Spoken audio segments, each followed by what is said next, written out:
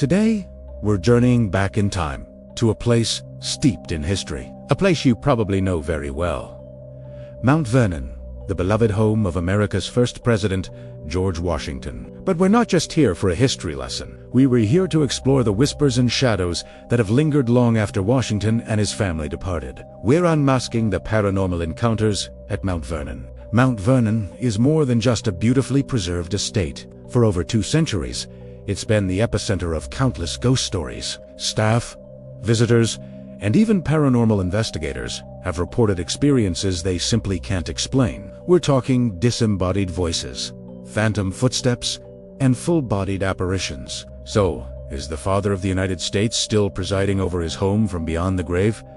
Let's find out. Let's start with the man himself, George Washington. He passed away in his own bedroom on the 2nd floor on December 14, 1799. As per his wishes, his body was laid in the family tomb on the property, but it seems his spirit might have found it hard to leave the house he loved so dearly. One of the most enduring legends is that of Washington's ghost appearing to a young girl in the 1870s. The girl, a relative of the last private owner, claimed to have seen a tall, uniformed figure on the back porch, gazing out at the Potomac River, just as Washington himself loved to do. When she described him, the description perfectly matched a portrait of the general in his later years.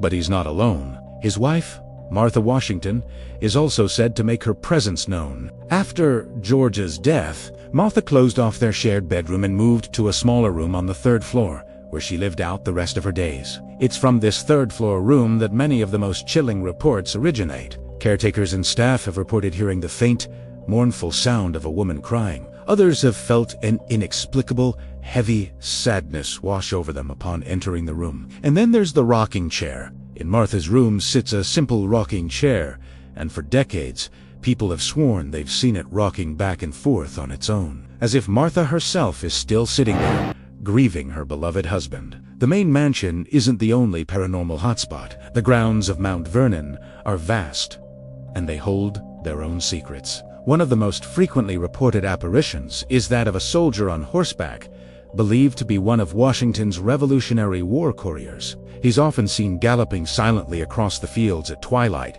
as if still trying to deliver an urgent message. Imagine taking a quiet evening stroll and seeing that ghostly figure ride past. Another area of intense activity is the old tomb, where Washington's body lay for over 30 years before being moved to the new tomb we see today. Visitors standing near the original site have reported hearing whispers on the wind, even when no one else is around. Some have felt cold spots, or the unnerving sensation of being watched. It's as if the very ground remembers the great man who was laid to rest there. Let's not forget the many enslaved people who lived and worked at Mount Vernon. Their lives were filled with hardship, and their stories are an integral part of the estate's history. Paranormal investigators speculate that the strong emotions and energy from their experiences could be a major source of the supernatural activity. In the reconstructed slave quarters, people have reported hearing disembodied moans, the sounds of chains rattling, and the cries of children.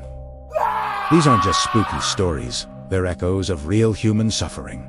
And it's a powerful, sobering reminder of the full history of this place. Let's dive into some specific, documented encounters. In the 1980s, a security guard was doing his nightly rounds. As he approached the main mansion, he saw that all the candles in the windows were lit, casting a flickering glow. He knew for a fact he had extinguished them all earlier. Thinking it was a prank by a coworker, he went inside to put them out again. But as he entered the front door, every single flame extinguished pedrosally, plunging the house back into darkness. He was, as you can imagine, completely alone. Another chilling account comes from a group of staff members who were locking up for the night. As they walked past Washington's bedroom, they heard the distinct sound of a man clearing his throat from inside the locked room.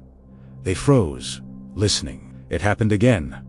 A guttural, unmistakable sound. There was no one in the mansion. They checked the security logs, and no one had been upstairs for hours. Who, or what, was in the general's bedroom? Even modern technology seems to capture these anomalies. Paranormal investigation teams have visited Mount Vernon, armed with EMF meters, thermal cameras, and audio recorders. On multiple occasions, they've recorded electronic voice phenomena, or eerie. These are voices and sounds captured on a recording that were audible to the human ear at the time. Faint whispers of names, phrases like "get out," and even what sounds like period-appropriate music have been recorded in the empty, silent rooms of the mansion. Are these the voices of the Washingtons, their guests, or the many other souls lived on this land? So, what makes Mount Vernon such a hotbed for the paranormal? Historians and paranormal experts alike point to the concept of stone tape theory. The idea is that buildings and land can absorb and store energy from a significant event,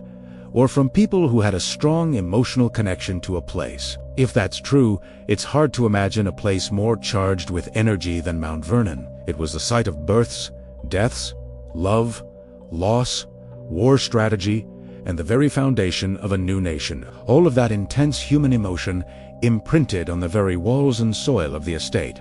George Washington himself was a man of his time, a member of the Freemasons, and he was known to have a deep spiritual side, though not in a way that he often spoke about publicly. He believed in providence, a guiding divine force. It's an intriguing thought. Could his own beliefs and the sheer force of his personality have been strong enough to leave a permanent mark on his home, an echo that reverberates through time?